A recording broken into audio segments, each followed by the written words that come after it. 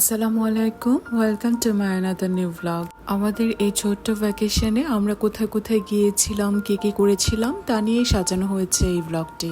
Lawachara national park ঘুরে দেখার পর আমরা সবাই মিলে আবারও চলে যাচ্ছি শ্রীমঙ্গলের আরেকটা ফেমাস স্পটে। আর চারপাশে প্রাকৃতিক এই সৌন্দর্যের কথা যতই বলবো ততই কম হবে। আর হ্যাঁ, এরপর আমরা টিকিট কেটে চলে গিয়েছিলাম মাধবপুর টি স্টেটে। প্রায় অনেক বছর বন্ধ থাকার পর 5 জুলাইয়ের পর থেকে এটা জনসাধারণের জন্য উন্মুক্ত করে দেওয়া হয়।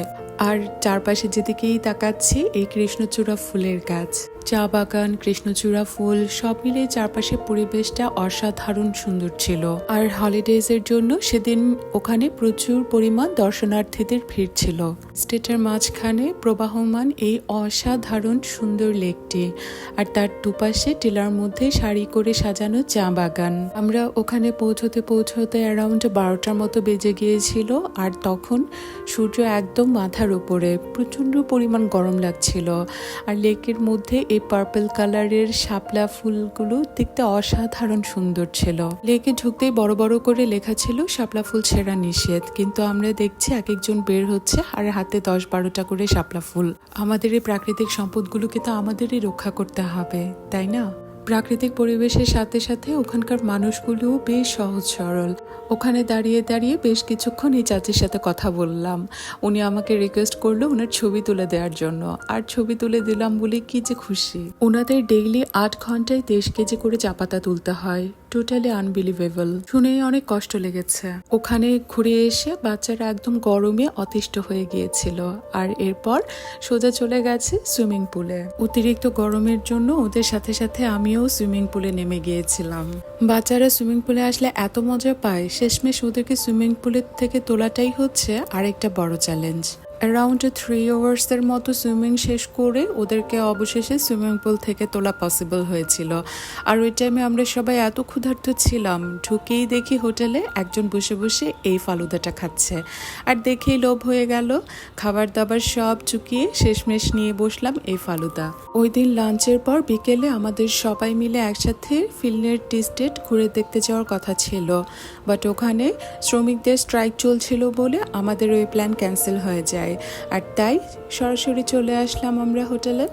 রুমে এসে বারান্দায় বসে সন্ধ্যা নামার ঠিক আগ মুহূর্তের হোটেলের এই পরিবেশটা এনজয় করছিলাম। সন্ধ্যা পর্যন্ত ওখানে টাইম স্পেন্ড করে সন্ধ্যার পরই আমরা যে যার রুমে যেয়ে ন্যাপ নিয়েছিলাম। এরপর ন্যাপ নিয়ে টিভি দেখে কিছুক্ষণ রিল্যাক্স করে একদম আমরা রাতের বেলা বের হয়ে গিয়েছিলাম ডিনারের জন্য। আর ওই দিনের চাঁদটা অসাধারণ সুন্দর ছিল। আর এটা ছিল হোটেলের একটা মিনি জুস বার। এই জুস বারটা বলতে গেলে একটু উঁচু একটা পাহাড়ের মতো একটা জায়গায় ছিল। ওখানে প্রায় অনেকক্ষণ টাইম স্পেন্ড করে সবাই মিলে একসাথে আমরা চলে গিয়েছিলাম ডিনারের পর ওই দিন আমাদের ডেজার্ট হিসেবে ছিল এই মিষ্টি পান। স্টুডেন্ট অবস্থায় আমরা ফ্রেন্ডসরা মিলে এই মিষ্টি পান খাওয়ার জন্য কতবার যে মিরপুরে বিহারি পল্লীতে গিয়েছি তার কোনো হিসেব নেই। সকালে লম্বা একটা ঘুম দিয়ে উঠে হোটেলে কমপ্লিমেন্টারি ব্রেকফাস্ট সেরে আমরা সবাই মিলে প্রিপেয়ার্ড হচ্ছিলাম ঢাকায় ব্যাক করার জন্য। গল্প, আড্ডা, ঘোরাঘুরি, খাওয়া দাওয়া এগুলো সব কিছু করতে করতে মনে হচ্ছিল সময়টা চোখের পলকেই পার হয়ে গেছে। আর এই তো এই রাস্তাটা যাবার সময় আবারও একটু ভিডিও করে নিচ্ছি। সকাল সকাল রওনা হয়েছিলাম বলে রাস্তাটা বলতে গেলে একদম ফাঁকাই ছিল। আর এই চান্স মিস না করে আমরা গাড়ি এক সাইডে করে প্রায় অনেকগুলো ছবি তুলে নিয়েছিলাম। যেতে যেতে রাস্তার একপাশে দেখি এই গরম গরম সিঙ্গারাগুলো ভাজা হচ্ছে, আর দেখে লোভ সামলাতে না পেরে এগুলো নিয়ে নিয়েছি। আর সাথে ছিল ভাজা ভাজা মরিচ, খেতে একদম অসাধারণ ছিল। এখন আপনাদেরকে পরিচয় করিয়ে দেব এই লিটল কিউটিটার সাথে। ওর নাম হচ্ছে আর্চি। এত এত কিউট ছিল, আর একদম আদর খাওয়ার জন্য সবার পেছনে পেছনে ঘুরছিল। ব্যাক করার পথে আমাদের দুপুরের লাঞ্চের ইনভাইটেশন ছিল ভাইয়ার বাসায়, আর ওখানেই ওর সাথে আমাদের পরিচয় হয়। আর মেয়ে তো ওকে দেখে একদম মাথাটাই নষ্ট করে দিয়েছে, একটা চাই ওর। But according to our religion আমি ওকে বলেছি ডগস আর নট অ্যালাউড, আর ও যখন গ্রোন আপ হবে তখন ওর জন্য আমি একটা ক্যাট কিনে দেবো ইনশাল্লাহ। স্ট্রিট ফুড আমার বরাবরই খুবই পছন্দ, আর তাই কিছুক্ষণ পর ব্রেক নিয়ে আমরা এরকম স্ট্রিট ফুড খেয়ে আবারও রওনা হচ্ছিলাম। আর শেষমেশ বলতে গেলে কিছু অ্যামেজিং পার্সনদের সাথে আমাদের এই শর্ট ট্যুরটা এক কথায় অসাধারণ ছিল।